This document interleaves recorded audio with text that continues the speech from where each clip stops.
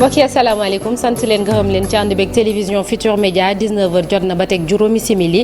soir d'info ci pàcc bu njëkk bi ñu ciy dalal Magaye Boye nekk inspecteur principal des impôts et des domaines nekk maire bu Xombol monsieur le maire ñu ngi lay nuyu di la ziar di la dalal jàmm.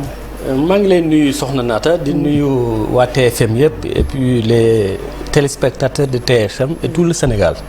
alors ñu commencé laaj bu njëkk bi Magaye Boye yow coalition au pouvoir nga bokk wala. waaw dëgg la coalition Benno Bokk Yaakaar laa bokk di jàppale président Macky Sall. et di xool fa mu joxoñ ak li mu taxaw ni moom lay gunge président Amadou Ba pour mu doon candidat wu coalition Benno Bokk Yaakaar ak grande majorité présidentielle. boobu dinañ ci ñëw léegi waaye actualité bi mooy wàllum parrainage yi ci lañ nekk ndax li ñu gis mooy direction générale des élections Ousmane Sonko nekk candidat déclaré nee na am ab ndaw bu mu yónni foofu ngir ñu retirer fiche de parrainage ginnaaw ba tribunal d'instance bu Ziguinchor jëlee dogal ne mën nañu dugalaat ci liste électorale bi ñu lànkal leen ko sa gis-gis loolu lu jaadu la wala. xam nga Sénégal dëkku yoon la. C'est un état de droit où tout le monde est soumis au droit képp ku nekk ci biir Sénégal muy nit ki muy acteur politique bi muy acteur économique bi muy administration même la justice elle-même elle est soumise au droit en réalité ce qui est inhérent à la justice c'est l'équilibre maanaam fexe ba tolloole et bu ngeen xoolee dans tout ce processus là muy refus remise parrainage bi muy décision du juge de remettre le candidat Ousmane Sonko dans la liste disons des électeurs loolu lépp ça montre encore une fois que le Sénégal est un pays de droit et que la justice joue son rôle d'équilibre et à chaque fois qu'une décision est prise elle va dans le sens de l'avantage ou non d'une personne ñu gis ni wax dëgg yàlla dogal yi ni muy génne yenn saa yi mu joyante jëm ndijoor yenn saa yi mu joyante jëm càmmoñ li muy wane rek mooy Sénégal dëkku yoon la et que à chaque fois qu'une personne s'est sentie lésée par une décision soit administrative ou judiciaire mën na intenter un recours tey bi ñu jéemee joxe parrainage yi ñoom dem nañ devant le juge qui a demandé à ce que Ousmane Sonko soit remis dans la liste et effectivement entre-temps l'autre partie qui s'est senti disons pas avantagé par la décision de justice a intenté un recours et noonu la ku jàpp ni puisque des décisions de justice saa yu amee dañuy atte dafay fekk ay nit taxaw kenn ku ci nekk ni maa moom dëgg maa am dëgg loolu bu mu amee nag kii atte décision ak dogal bu mu jël fu mu aw keneen ke day yaakaar ni jaarul yoon et Sénégal dafay continuer ku jàpp ni décision bii des direction générale des élections jël jaarul yoon les voies de recours mu ngi taxaw mais ñu bëri dañoo jàpp ni direction générale des élections loolu du rôle am moom dañ koo sant rek mu joxe ndax conseil constitutionnel moom mooy taxaw naan kii mooy bokk kii du bokk donc ñoom lan la leen di wàññi ñu jox ko d'autant plus que ni ñu ko waxee dafa am benn décision de justice ñu ne que dañ leen a war a jox waaw ñoom dañu jàpp na jàmm ne ñooy comme nekkuñu ki nga xam ne nii mooy laaj fiche de parrainage nekkul ci fichier électoral bi te pour mën a doon candidat il faut être dans le fichier électoral donc ñi nga xam ne ni ñoo sentiroon ni loolu méngoowul dëppwul ak yoon dem nañ dugal benn recours ñu jox leen dëgg mais ñeneen ñi dugal leen beneen recours si tant est que la décision de la direction générale apparemment parce que avocat yi Ousmane Sonko yi dégg nañ leen démb génn nañ communiqué nee nañu ça n'a rien à voir c'est pas suspensif bien vrai que DGE tey joxe na benn version nee na ñoom dañuy xaar dogal bi tukkee ci cour suprême ngir ñu xool na dañ koo mën a jox kon na ñëpp xaar dogal bi rek kon da ngay jàpp ne dañoo war a xaar cour suprême dans tous les cas réew ci yoon ci dëgg ci jub lay dox ci équilibre lay dox équilibre boobu nag kenn benn parti mënul jàpp ni moom moo am dëgg lu dul ni ki nga xam ne nii moom moo war a prononcer dëgg ji da koo prononcer kon décision am na ñiy intenté nañ recours nañu bàyyi ba yoon dogal rek ñu xam ni li muy wane rek mooy le Sénégal est un pays de droit et que la justice tend vers le juste équilibre. D'accord alors gis nañ jamono ji Amadou Ba moom mooy candidat bu coalition Benno Bokk Yaakaar mi ngi def benn tournée économique ñenn ñi sax nee nañ loolu du tournée économique tournée politique la ndax mënul nekk premier ministre ba pare nekk candidat en même temps te bu fekkente ni opposition bi yenn saa yi bu ñu bëggee def ay rassemblement dañ leen koy tere. waaw soxna Naata ndax li tournée politique la. soxna Naata. oui. un président de la République sortant n'est-il pas en même temps président de la République et candidat? Est-ce que en 2019 ci wolof est-ce que président de la République bi fi nekk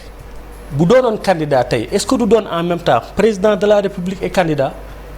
Est-ce que l'administration doit cesser de fonctionner? Est-ce que aujourd'hui état bi république bi nguur gi dafa war a arrêter au moment où il y a un candidat? Je crois que la continuité du service public maanaam lépp loo nga xam ne dafay doxal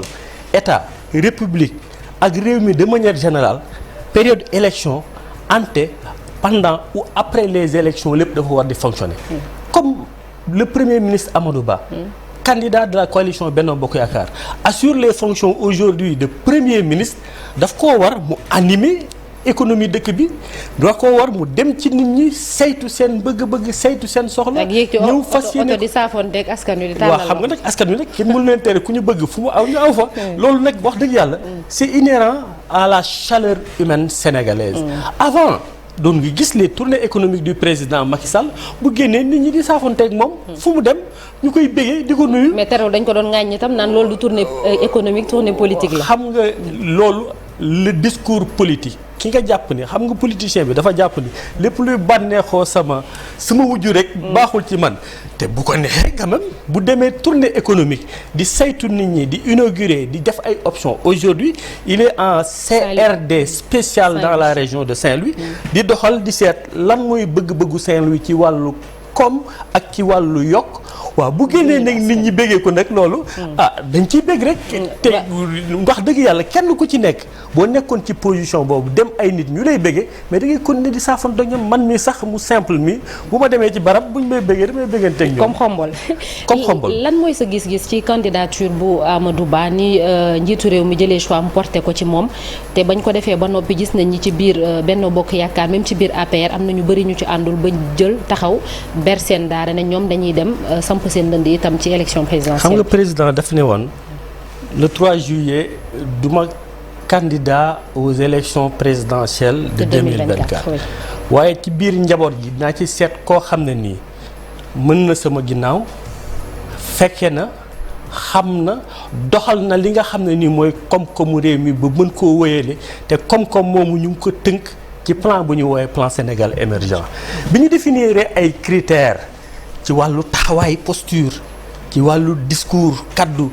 ci wàllu parcours jaar-jaar lépp mené vers le premier ministre Amadou Ba ba ñu ko tànnee nag effectivement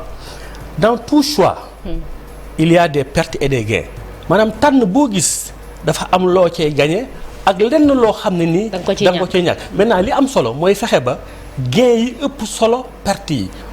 tey bi ñu tànnee le premier ministre Amadou Ba on s'est rendu compte que la majorité, disons, l'écrasante majorité de la coalition Benno Bokk Yaakaar est restée dans la coalition Benno Bokk Yaakaar et a accepté le choix du président de la République porté sur le premier ministre Amadou Ba pour mu doon candidat wu Benno Bokk Yaakaar loolu nag c'est vrai am na ay quelques nit yoo xam ne nii dem nañ. mais ñu ngi ko foogeewuloon ñoo xamante ni yàgg nañu ci wetu président yàgg nañ ànd ak moom on peut citer Mahammed Boun Abdallah Dionne nekk ancien premier ministre moom xam ne da doon wax boppam Baye Fallou président Macky Sall décision am surprendre ñu bëri. Aly Ngouille Ndiaye tamit mën nañ koo citer pour ne citer que cela ñoo xamante ni tamit est-ce que ñooñu nekkuñu ñoo xam ne mën nañoo yànqal tuuti coalition bi ci présidentielle bi wala. waaye à côté di nga gis Abdoulaye Daouda Diallo. de manière lucide. qui est resté à côté di nga gis un Abdoulaye Diouf Sarr qui est resté non du malgré lui daf koo neex ndax nit kenn ku ci nekk boo demee ba à un certain moment donné am nga liberté et li ci gën a am solo et ce que nous avons remarqué moom laa doon wax léegi il y a des pertes et des gains mais xoolal ñi des ñëpp bu ñu focus ci ñi nga xam ne ni dañoo candidaté mais ñi nga xam ne ni ñoo mënoon a candidaté bokk ci njaboot gi nekk dans la coalition Benno Bokk Yaakaar ba pare nangu tànn bi président Macky Sall tànne Amadou Ba loolu solo gi muy gën a indi sax mooy le leadership multiple homo et hétérogène à la fois à l'intérieur de la coalition Benno Bokk Yaakaar ndax kenn ku ci nekk dégager nga sa leadership à l'intérieur ñu identifier la mais ont accepté de rester dans la famille de la coalition accompagner le choix te leneen ni nga am ni moo am solo ñi nga xam ne dañoo candidaté kenn ku ci nekk da ngay réclamer le bilan du président Macky Sall. Ils sont aussi comptables. et loolu dafa am solo tey bu doon président Macky Sall defu fi lu am solo ku génn da ngay ŋàññ waaye ku génn li ngay njëkk a wax mooy le bilan il est bon et en partant de très loin. avant muy tànn le président Idriss Seck lan la wax keneen ku fi mën di ñëwit fexeel ba li Macky Sall liggéey nga mën cee wéeru di ko déglu di wax ak moom. bilan nag bu ñu ko dee xëccoo dafa fekk l'actif li am solo. ci am koom ëpp le passif. bu ñuy xëccoo ndono dafa fekk ndono la baax. léegi lan moo tax nga jàpp ni Amadou Ba mooy le candidat idéal. non c'est parce que le président avait dit que duma candidat. waaye ci biir njaboot gi naa fi seet koo xam ne nii li ñu fi liggéey mën na koo porter capitaliser ko waaye indi ci lu yees lu mu ci dolli loo xam ne nii mën naa tax ñu gagné ba pare bu ñu yeesoo gagné moom mu yor réew mi méngale ko plan Sénégal émergent. plan Sénégal émergent moo nekkoon un des critères essentiels pour ku ko mën a porter wéyale ko te ñu gis ni dans la vision du président Macky Sall en 2013-2014 pour porter plan Sénégal émergent ci ko tabaxoon ci xel ak xalaat ci vision président Macky Sall au temps du ministère de l'économie des finances du plan et de la coopération c'était le premier ministre Amadou Ba. donc ki nga xam ne nii moo ko jàppale ci mu judduloo plan Sénégal émergent mooy premier ministre Amadou Ba kooku tamit moo levé tous les financements qui ont nécessité un peu l'accompagnement du président Macky Sall ba mu mën a financer l'ensemble des projets du PSE le train express régional l'autoroute Ila Touba les voies les trouées certains projets et certains financements tout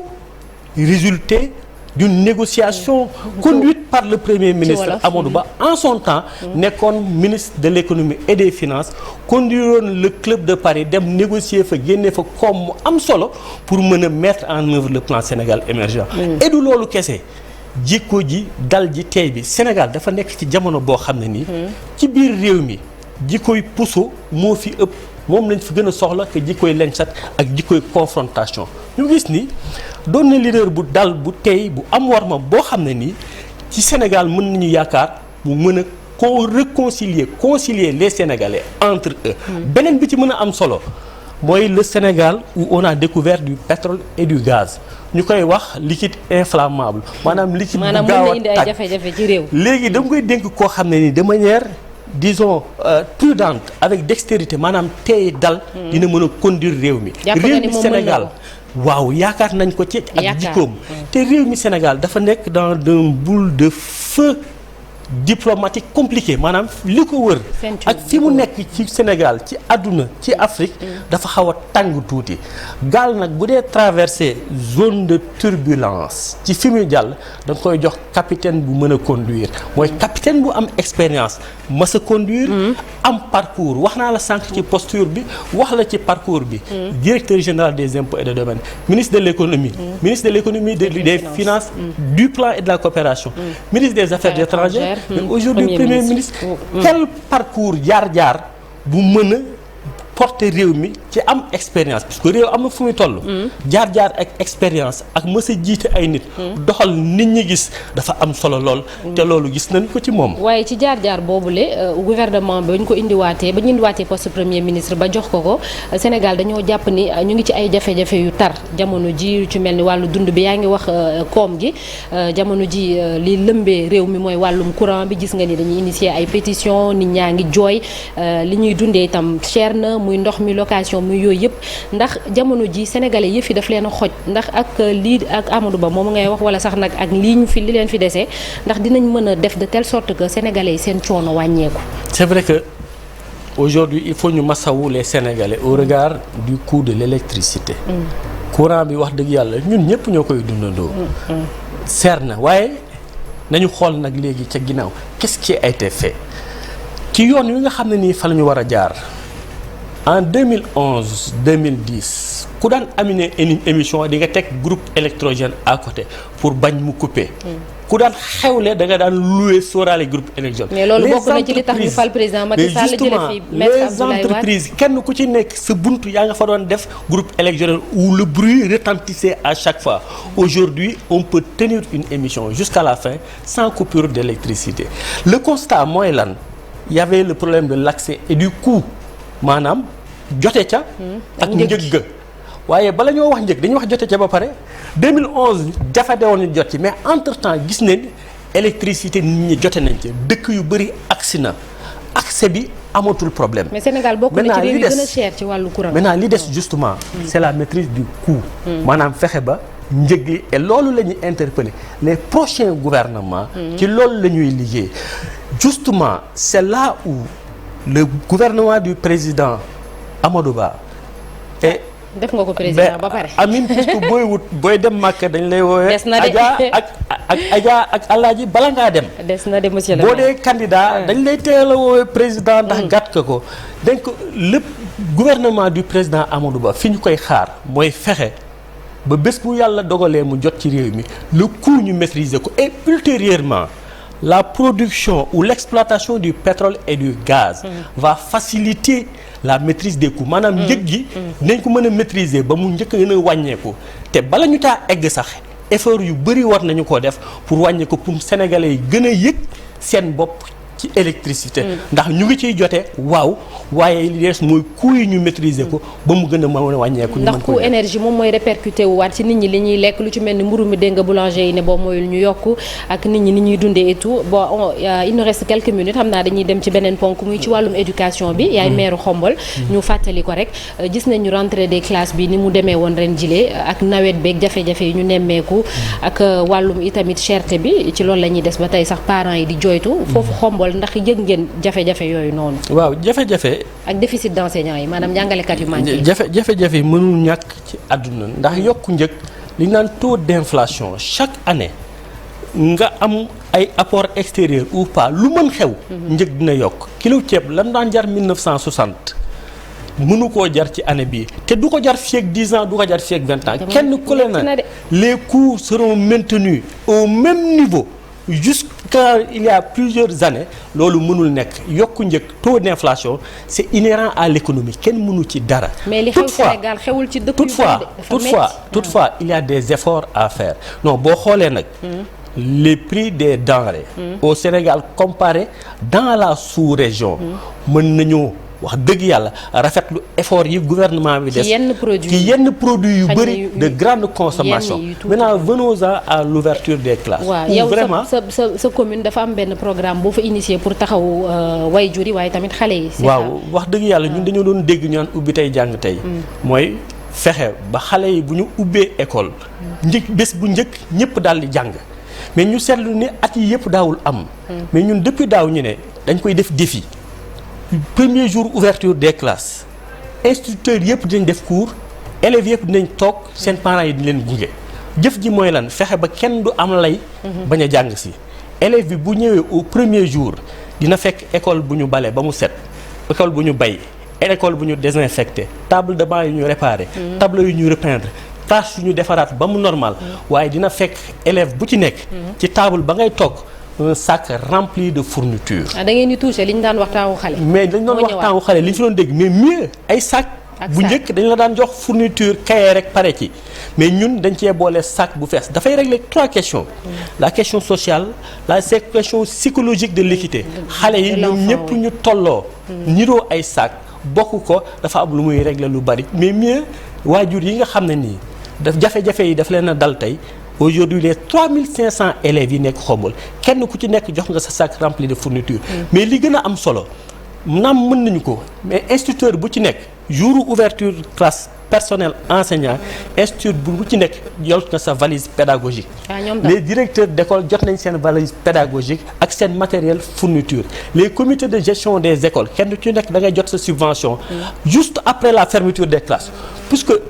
Et c'est l'occasion de commencer à anticiper sur un certain nombre de choses. Nous à Xombol bu école tëjee ci la ñuy waajal tijji école donc justement c'est attitude boobu la ñu war a am. puisque njàng ak njàngale fulla ji mu ngi war a tàmbalee ci proximité. c'est dans les collectivités territoriales. ci la leen war a commencer gunge ñun ci loolu la ñuy dox.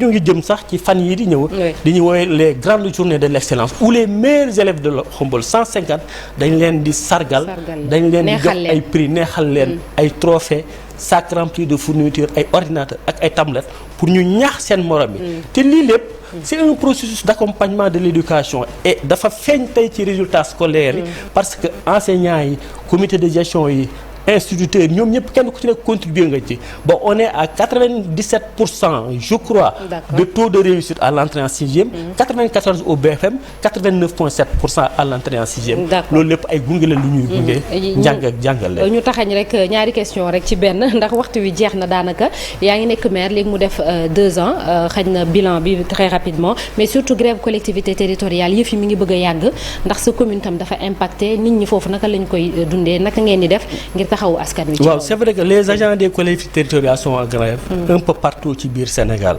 di réclamer l'amélioration des conditions ak seen intégration ci fonction publique locale ñu aboutir ko oui revendication bu légitime la mais au niveau de Khombole nous avons pris les dispositions pour que le service public local ne s'arrête pas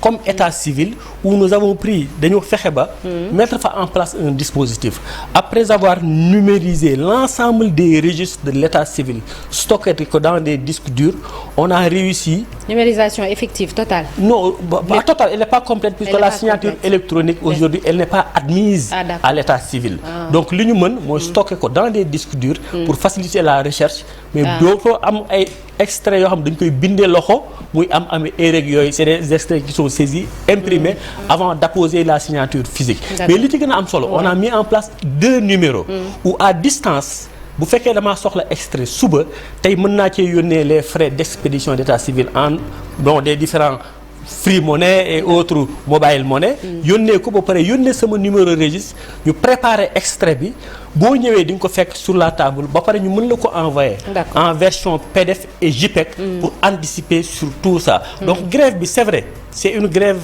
générale sur l'ensemble du territoire mais le service est assuré aujourd'hui à Khombole de par un dispositif que nous avons mis en place. Merci beaucoup yaa ngi département bu Thiès dafa am loo fay viser wala. ci département bi. Oui, nous voulons contribuer à la grande victoire de Amadou Ba.